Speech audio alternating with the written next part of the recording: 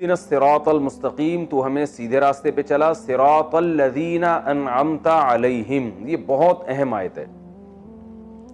دیکھیے اللہ نے جو بتایا کہ سیدھے راستہ اللہ سے مانگو، تو آگے سیدھے راستے کو جو ڈیفائن کیا جا رہا ہے وہ یوں نہیں کہ سیدھا راستہ وہ ہے جو قرآن اور حدیث کا راستہ، صراط القرآن والحدیث، 100% سیدھا راستہ قرآن و حدیث ہی کا راستہ ہے، 100% وہی ہے۔ لیکن یہاں یہ نہیں کہا جا رہا کہ قرآن و سنت کے راستے پہ، بلکہ کہا جا رہا صراط الذین انعمت علیہم، ان لوگوں کا راستہ جن پر تو نے انعام کیا۔ وجہ اس کی یہ ہے کہ انسان کی نیچر یہ ہے کہ وہ لوگوں کو فالو کرتا ہے، وہ کتابوں کو فالو نہیں کرتا، یہ انسان کی نیچر ہے۔ اور دوسرا اس میں ایک اشارہ تو یہ ہے، تو اللہ تعالیٰ انسان کی نیچر کو جانتے ہیں، تو نیچر کے حساب سے بات کی ہے کہ اللہ لوگ دنیا میں دونوں طرف کے ہوں گے، انعام یافتہ بھی اور وہ بھی جن پر تیرا غضب ہوا ہوگا، تو مجھے جو ہے نا ان لوگوں کے راستے کو فالو کرنا ہے جو انعام یافتہ ہوں۔ یہ انسان کی نیچر کے حساب سے بات کی جا رہی ہے، کیونکہ انسان کو دیکھ کے اس کے پیچھے چلتا ہے۔ وہ کتاب بھی کسی انسان کی لکھی ہوئی ہوگی نا، لیکن اسے انسانوں میں وہ سیرت نظر آنی چاہیے، پھر وہ انسانوں کو دیکھ کے، اگر صرف دین اور وہ جو حق صرف کتابوں میں ہو، انسان دنیا میں نہ ہو کوئی بھی اس کو فالو کرنے والے، تو پھر کوئی بھی انسان اس کو فالو نہیں کرے گا۔ انسانوں کو دیکھ کے، جیسے وبا ہے نا، انسانوں کو انسانوں سے لگتی ہے، کتابوں سے تھوڑی لگتی ہے۔ وبا انسانوں کو کہاں سے لگے گی؟ انسانوں سے لگی۔ آج جو کرونا وائرس پھیلا ہوا ہے وہ انسانوں کو انسانوں سے کہا جا رہا ہے سوشل ڈسٹینس رکھیں۔ تو جیسے بیماریاں انسانوں سے لگ کے ملٹی پلائی ہوتی چلی جاتی ہیں، ایسے ہدایت کے جو جراثیم ہیں وہ بھی ایک دوسرے سے لگتے ہیں۔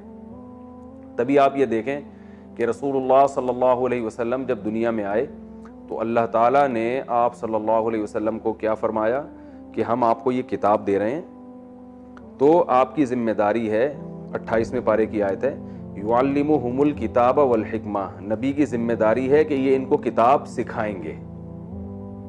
تو صحابہ کرام کو قرآن سمجھنے کے لیے باقاعدہ ایک شخصیت بھی دی گئی ہے جن کو محمد صلی اللہ علیہ وسلم کہا جاتا ہے۔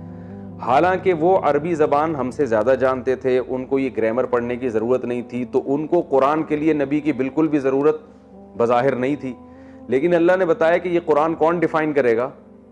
محمد صلی اللہ علیہ وسلم۔ تو ان کی شخصیت کو دیکھ کے اس قرآن کو فالو کرنا ہے تم نے، یا یوں بھی کہہ سکتے ہیں کہ اس قرآن کو سامنے رکھ کر اس شخصیت کو فالو کرنا ہے۔ اور آپ سوچیں کہ نبی نے صحابہ کو سکھایا، تو کیا یہ پاسبل ہے کہ جو بعد میں تابعین آئے وہ خود سے قرآن سمجھ لیں گے، وہ کسی شخصیت سے نہیں سیکھیں گے؟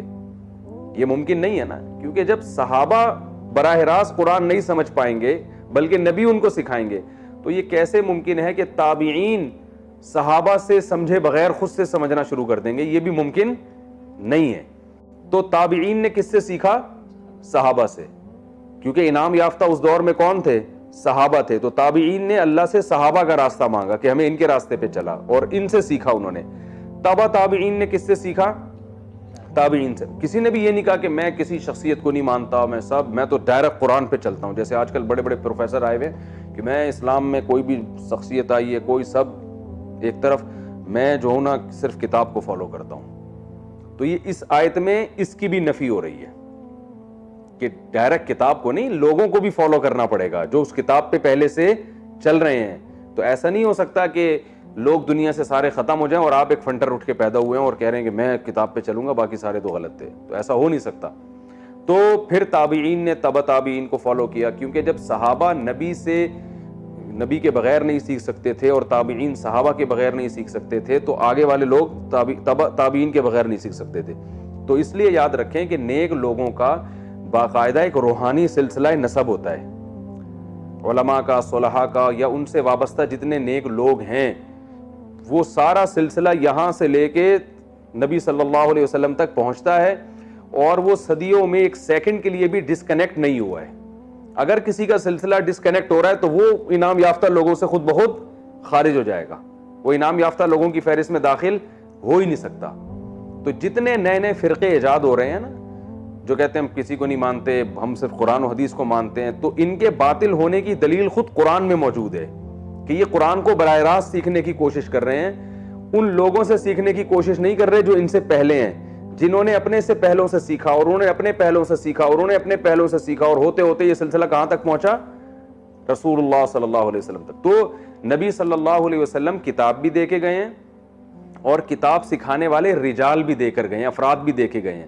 جو افراد نبی دنیا سے جاتے ہوئے دے کر گئے ہمیں، ان میں عبداللہ بن مسعود ہیں، ان میں سب سے پہلے تو خلفائے راشدین ہیں، ان میں پھر امی عائشہ رضی اللہ تعالی عنہا اور معاذ بن جبل، حضرت ابو ہریرہ اور بڑے بڑے صحابہ، عبداللہ بن مسعود، معاذ، یہ سارے لوگ تھے کہ انہوں نے پھر آگے دین سکھایا ہے لوگوں کو، لوگوں نے ان سے سینہ بسینہ سیکھا ہے، پھر یہ لوگ آگے اپنے شاگردوں کو چھوڑ کر گئے ہیں، جیسے عبداللہ بن عباس کے مشہور شاگرد طاؤس ہیں، اکرمہ ہیں، اور بہت سارے شاگرد ہیں، حضرت مجاہد جو مشہور تابعی ہیں، عبداللہ بن مسعود کے سینکڑوں درجنوں شاگرد ہیں۔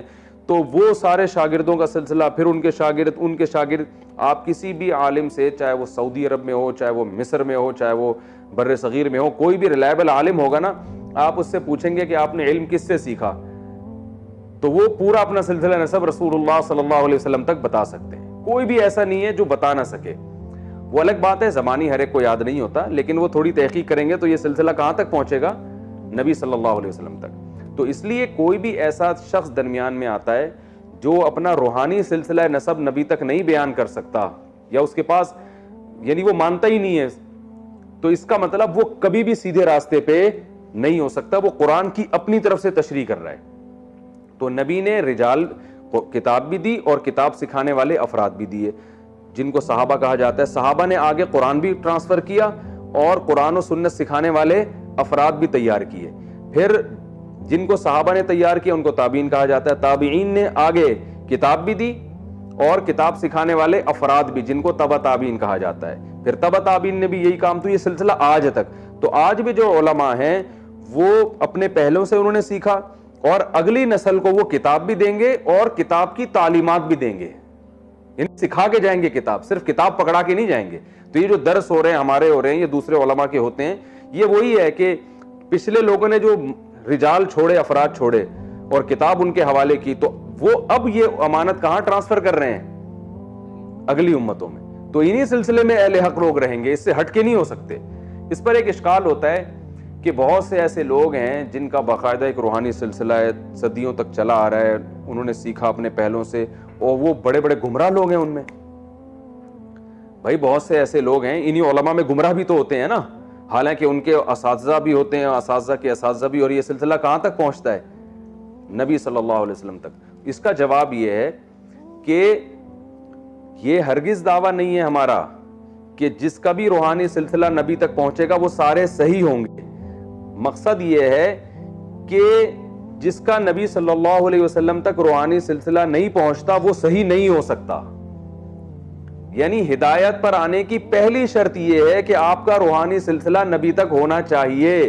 اس کے بعد پھر مزید شرطیں بھی ہیں کہ آپ ان لوگوں کو فالو بھی کرتے آ رہے ہو۔ ایسا تھوڑی کہ آپ کا ایک سلسلہ ہے، آپ نے اپنے پہلوں سے دین سیکھا، لیکن سیکھنے کے بعد آپ نے اس میں تحریف کر دی۔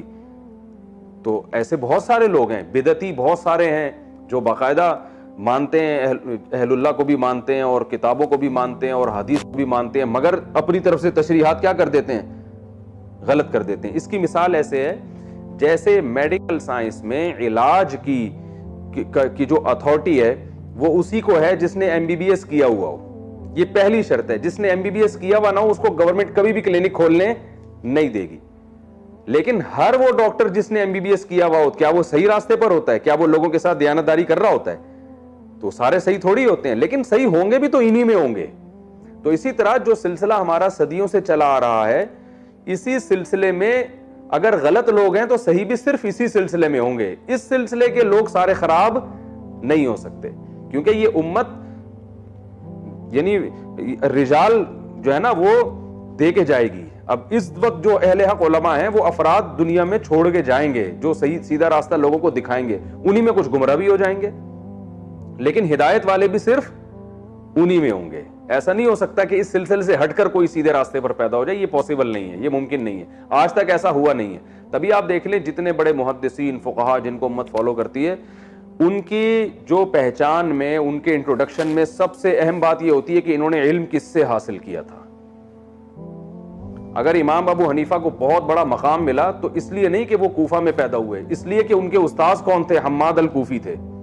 اگر حماد الکوفی کو بہت بڑا مقام ملا کہ وہ اتنے بڑے فقیہ ہیں، بخاری میں ان کا نام ہے، حدیث ان سے لی گئی ہیں، اور عبداللہ ابن مبارک نے ان کی تعریفیں کی ہیں، تو وہ اس لیے نہیں کہ ان کا نام حماد تھا یا وہ کوفہ کے تھے، بلکہ اس لیے کہ وہ ابراہیم نخعی کے شاگرد تھے، ان کے ساتھ صحبت بہت اٹھائی تھی انہوں نے. ابراہیم نخعی رحمۃ اللہ علیہ کو اگر بہت بڑا مقام ملا، امام بخاری ان کا نام بڑے ادب احترام سے لیتے ہیں اور بہت بڑی دنیا عرب عجم ان کو مانتے ہیں کہ بہت بڑے فقیہ تھے، تو وہ اس لیے نہیں کہ ان کا نام ابراہیم تھا، بلکہ اس لیے کہ وہ علقمہ اور اسود کے شاگرد تھے جو بخاری مسلم کے راویوں میں سے ہیں. اگر علقمہ اور اسود کو بڑے بڑے علماء فقیہ مانتے ہیں اور ان کے بارے میں یہ کہا جاتا ہے کہ بہت سے صحابہ سے یہ علم میں بڑے ہوئے تھے، تو وہ اس لیے نہیں کہ ان کا نام علقمہ تھا یا ایک کا نام اسود تھا یا وہ اجمی تھے، بلکہ اس لیے کہ وہ عبداللہ بن مسعود کے شاگرد تھے. سمجھ رہے ہیں نا؟ ان کی صحبت اٹھائی تھی انہوں نے. عبداللہ ابن مسعود رضی اللہ تعالیٰ عنہ کو اگر دنیا جانتی ہے اور ان کا نام ادب و احترام سے لیا جاتا ہے، اور جب وہ مدینہ آتے تھے تو حضرت عمر ان کے احترام میں کھڑے ہو جایا کرتے تھے، وہ اس لیے نہیں کہ ان کا نام عبداللہ تھا یا وہ عرب میں پیدا ہوئے تھے یا وہ ایک جو ہے نا عربی زبان بولتے تھے، نہ، بلکہ اس لیے کہ انہوں نے نبی صلی اللہ علیہ وسلم کی صحبت بہت طویل عرصے اٹھائی تھی. تو یہ سلسلہ صدیوں سے چلا آ رہا ہے. حضرت مفتی تقی عثمانی صاحب کو آج جو دنیا مانتی ہے، صرف اس لیے نہیں کہ ان کا علم زیادہ ہے، بلکہ اس لیے کہ انہوں نے اپنے وقت کے بڑے بڑے علاموں کی صحبت اٹھائی ہے، ان کے شاگرد ہیں. تو یہ اس سلسلے سے ہٹیں گے تو پھر نہیں ہوگا. وہ مفتی محمد شفیع صاحب رحمۃ اللہ علیہ سے انہوں نے علم حاصل کیا، انہوں نے مفتی رشید احمد صاحب سے علم حاصل کیا، انہوں نے علامہ ظفر عثمانی سے سیکھا. تو ان جیسے قوم کا پتہ باپ سے چلتا ہے نا بھائی، مادی لحاظ سے آپ بڑے اونچے نسب کے ہو، اس کا پتہ کس سے چلے گا کہ آپ بیٹے کس کے ہو؟ بھائی اگر کوئی بادشاہ سلامت کا بیٹا آ رہا ہے، سعودی عرب کے محمد بن سلمان کا بیٹا آئے گا تو آپ ایک دم عزت احترام میں کھڑے ہو جائے گا، بھائی آپ تو بڑے عالی نسب ہو، کیونکہ آپ کس کے بیٹے ہو؟ محمد بن سلمان کے. تو اس کو بڑا پروٹوکول دینا، جو بھی چاہے مخالفین بھی ہوں حمایتی بھی ہوں، عزت دیں گے، بھائی آپ کس کے بیٹے ہو؟ محمد بن سلمان کے. تو اسی طرح یاد رکھو، روحانی لحاظ سے اور جو ہدایت کی جو رہنمائی جب انسان دیتا ہے یا نبیوں کا وارث بنتا ہے انسان، تو اس کا انٹروڈکشن میں سب سے اہم ترین بات یہ ہوتی ہے کہ یہ کس کا شاگرد ہے. ٹھیک ہے نا؟ اس نے سیکھا کس سے. تو ہمارے آج 15ویں صدی میں اس چیز کو لوگوں نے اہمیت دینا چھوڑ دی ہے. بس رٹے رٹائے حوالے، حدیث کے حوالے کچھ رٹے رٹائے آیتیں یاد کر کے، اور وہ پورا ایک سلسلے کو نہ صرف یہ کہ ان کا تعلق نہیں ہوتا، بلکہ اس تمام سلسلے کو غلط قرار دے رہے ہوتے ہیں اور بزبان حال یہ کہہ رہے ہوتے ہیں کہ ہم ہیں صحیح جو 1400 سال کے بعد نبی کے دین کو دنیا میں نافذ کر رہے ہیں. تو ان آیتوں سے ہمیں صاف پتہ چلتا ہے کہ ایسا نہیں ہے. اللہ نے فرمایا کہ اللہ تو ہمیں سیدھے راستے پہ چلا، صراط الذین، ان لوگوں کا راستہ جن پر تو نے انعام کیا. تو پتہ چلا ایسے لوگ ہر دور میں موجود رہیں گے اور ان لوگوں کے راستے پر اللہ میں حکم دے گا کہ ان کو فالو کرو. وجہ یہ کیا ہے کہ انسان جب بالغ ہوتا ہے تو اسے نیک لوگ بھی نظر آتے ہیں اور برے لوگ بھی، اسے نماز پڑھنے والے بھی نظر آتے ہیں اور بے نمازی بھی، اسے شراب پینے والے بھی نظر آتے ہیں اور شراب سے بچنے والے بھی، اسے پردہ کرنے والی عورتیں بھی نظر آتی ہیں اگر کوئی عورت ہو، اور بے پردہ گھومنے والی بھی، اسے رشوت لینے والے لوگ بھی نظر آتے ہیں اور رشوت سے بچنے والے بھی. تو اللہ فرماتے ان میں تم دعا مانگو کہ اللہ ان لوگوں کے راستے پہ چلانا جو کیا ہیں؟ انعام یافتہ. انعام یافتہ کی اصل ڈیفینیشن ہے جو شریعت کو فالو کرتے ہیں. تو ایسے لوگ تمہیں نظر آئیں گے تو تم نے اس میں شامل ہونا ہے. یہ بات سمجھ میں آ گئی ہے؟ تو اس لیے یہ عنوان اختیار کیا گیا. یوں نہیں کہا گیا کہ اللہ تو ہمیں سیدھے راستے پر چلا، وہ یعنی وہ قرآن اور حدیث کا راستہ. وہ بالکل صحیح ہے، قرآن و حدیث ہی کا راستہ سیدھا راستہ ہے، لیکن اس کو لوگ بھی تو فالو کریں گے نا. تو یہ ایک ہی چیز کے دو نام ہیں، قرآن و حدیث کا راستہ اور قرآن و حدیث کو فالو کرنے والے لوگوں کا راستہ. اس میں یہ بھی اس اعتراض کا جواب ہو گیا جو لوگ ہم سے کہتے ہیں نا تم امام حنیفہ کو فالو کرتے ہو، قرآن و حدیث کو فالو کرتے ہو. یہ سوال کو ایک دوسرے کے مقابلے میں لا کے کرنا ہی جہالت پر مبنی ہے. یعنی ایسا ہو گیا تم علماء کو فالو کرو گے یا قرآن و سنت کو فالو کرو گے؟ تو یہ سوال ہی احمقانہ ہے. یہ ایسے ہو گیا جیسے تم اپنے دور میں انعام یافتہ لوگوں کو فالو کرو گے یا قرآن و سنت کو فالو کرو گے. تو بھائی جو انعام یافتہ لوگ ہیں وہ قرآن و سنت ہی کو فالو کرتے ہیں. لہذا ایک ہی چیز کے دو نام ہیں، انعام یافتہ کو فالو کرنا یا قرآن و سنت کو فالو کرنا. یہ ایک ہی چیز کے دو نام ہیں. ان کو ایک دوسرے کے مقابل میں لا کے پیش کرنا یہ جہالت ہے. یہ ایسے ہی ہے جیسے ایک گاڑی حیدرآباد کی طرف جا رہی ہے اور آپ کو یقین ہے کہ یہ کہاں جا رہی ہے؟ حیدرآباد. آپ اس گاڑی کو فالو کرنا شروع کر دیا. اب کوئی آپ سے پوچھ رہا ہے کہ تم حیدرآباد کے راستے کو فالو کرو گے یا اس گاڑی کو فالو کرو گے؟ تو آپ کہو گے بھائی جب یہ گاڑی ادھر ہی جا رہی ہے تو آپ یوں کہیں کہ میں اس گاڑی کو فالو کر رہا ہوں یا یوں کہیں کہ میں حیدرآباد کو فالو کر رہا ہوں. یہ ایک ہی چیز کے دو نام ہیں. تو انعام یافتہ لوگوں کا جو راستہ ہے, جو علماء صلحاء کا راستہ ہے, جن علماء صلحاء کا برحق ہونا ثابت ہو جائے, ان کے راستے کو فالو کرنا قرآن و سنت ہی کو فالو کرنا ہے. تو اللہ نے ان لوگوں کا ذکر اس لیے کیا, ایک تو اس نظریے کی نفی کے لیے کہ جو لوگ خود سے سمجھتے ہیں نا کہ ہم قرآن و سنت میں کسی کی رہنمائی نہیں چاہیے, ہم خود سے جو سمجھیں گے ہماری سمجھ میں آئے گا, سارے فقہا محدثین کو وہ ایک طرف رکھ دیتے ہیں. آج کل جو آ رہے ہیں آپ کو اس طرح کے نئے نئے لوگ پیدا ہو رہے ہیں, وہ کسی کی تحقیق کو نہیں مانتے, کہہ رہے ہیں میری اپنی تحقیق ہے. تو یہ اس نظریے پر رد ہے اس میں. اور دوسرا اس میں یہ اللہ نے انسانی فطرت کی رعایت کی ہے کہ انسان جو ہے نا وہ انسانوں کو دیکھ کے فالو ہوتا ہے, تبھی فالو کرتا ہے. تبھی آپ دیکھیں کتابیں لکھنے سے لوگ باطل لوگ اتنے پریشان نہیں ہوتے. ڈاکٹر ذاکر نائک سے جب میری ملاقات ہوئی تو انہوں نے ایک بات کہی کہ جو انڈیا میں ان کے پروگرام ہو رہے تھے ڈاکٹر صاحب کے, اس میں بہت سارے غیر مسلم کیمرے کی سامنے مسلمان ہو رہے تھے نا. تو انہوں نے کہا مجھے بہت لوگوں نے یہ کہا, جو حکومت انڈیا کی طرف سے, جو وہاں سے مجھے یہ میسج آیا, حکومت کی طرف سے براہ راست تو نہیں, یعنی وہاں کے لوگ جو حکومت کے مزاج کو سمجھتے تھے, انہوں نے کہا کہ آپ اسلام کی بھرپور طریقے سے تبلیغ کریں, آپ دلائل دیں, لیکن یہ جو لوگ کنورٹ ہو رہے ہیں نا, مسلمان ہو رہے ہیں, ان کو کیمرے کی اسکرین پہ نہ لے کر آئیں, یہ چھپڑ میں ہو جائیں, سائڈ پہ ہو جائیں, ان کو بولے ذرا چھاؤں میں آؤ. وہاں انہوں نے نہیں بولا, یہ میں خود بول رہا ہوں, ٹھیک ہے نا, ڈاکٹر صاحب نے تھوڑی بولا, ان کو بولا ذرا چھاؤں میں آؤ. یہ انہوں نے بزبان حال وہ کہہ رہے تھے بھائی ان کو ذرا سائڈ پہ لے جائیں, چھاؤں میں لے جائیں, وہاں جا کے کلمہ پڑھا دیں. یہ اسکرین پہ نہیں آنی چاہیے یہ چیز. وجہ کیا ہے کہ اس کے آنے سے جو اثر پڑ رہا ہے نا دوسرے غیر مسلموں پر, وہ آپ کے ڈائلاگ سے اور آپ کی اسپیچ سے اور آپ کے دلائل اور حوالوں نمبر سے اثر نہیں پڑ رہا.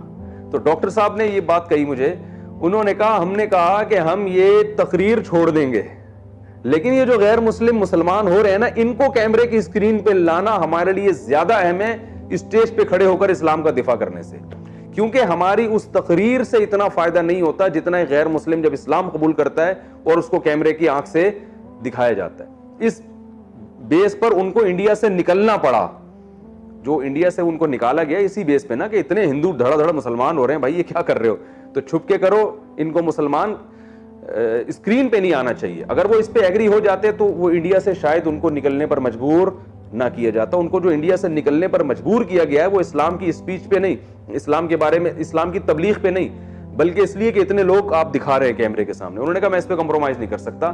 وجہ اس کی یہ کہ یہ ایک غیر مسلم کا کیمرے کی اسکرین کے سامنے آ کے کلمہ پڑھ لینا, یہ ہمارے لیے زیادہ, اس کا آؤٹ پٹ بہت زیادہ ہے بنسبت جو ہماری وہ تقریر ہے.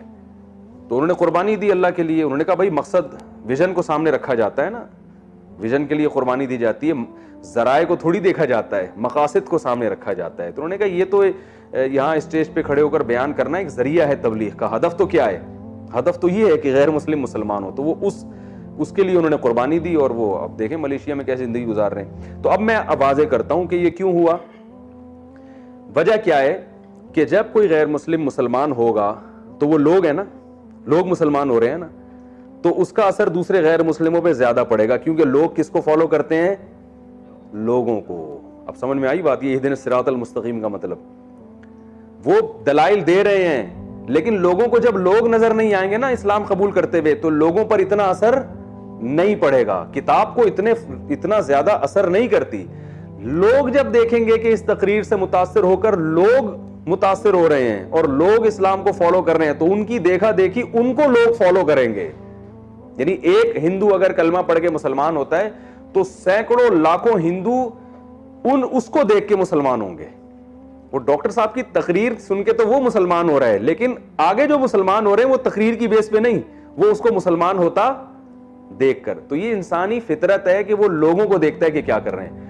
تو وہ جب دیکھیں گے لوگ کہ لوگ مسلمان ہو رہے ہیں تو بہت سے لوگ ان کو دیکھ کے مسلمان ہوں گے. یہ ایسے ہی میں ایک واقعہ سناتا ہوں نا, ہم اسکول میں دیکھا, ہم نے ایک چیز پڑھی ہوئی ہے تو کچھ بھی نہیں تھی, ہم نے ویسے ہی جا کے کھڑے ہو گئے, تو دو چار لوگ اور آ گئے, تو اور طلبہ آ گئے, پورا اسکول کھڑا ہو گیا وہاں آگے, حالانکہ وہاں کچھ بھی نہیں ہے.